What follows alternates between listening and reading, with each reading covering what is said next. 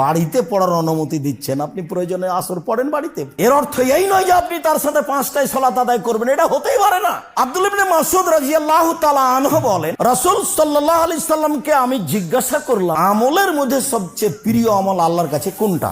এবার উত্তর দেখেন, হাদিস কিন্তু বুখারী মুসলিম। as-salatu li-waqtiha, সালাতকে নির্ধারিত সময়ে আদায় করা আমলের জগতে সবচেয়ে উত্তম আমল। আমি যেটা বললাম, আপনার তো বিবেচনা আছে, মাছ দিয়ে ভাত খেলে আপনি কাঁটা ফেলে খান, আর ঢাকা শহরে 1 শতক জমি কিনলে তার যে কত কাগজ, 22, 62, 72 জমি জরিপ আছে কিনা, এই আছে কিনা, সেই আছে কিনা, সব দেখেন। আর রাসূলের বিধানটা পরকালের জন্য করবেন, এটা একটু দেখা লাগবে না? আসরের সালাতকে সময়ের সাথে সাথে পড়ার চেষ্টা করতে হবে, এটাই বেশি দামি সালাতের মধ্যে। কেন? এটা কাজের সাথে জড়িত, তখন মানুষ কাজে ব্যস্ত। সেই সালাতকে মানুষ নিয়ে গেছে সূর্য ডুবার প্রায় মসজিদে, তাই আপনার কিছু করার নেই।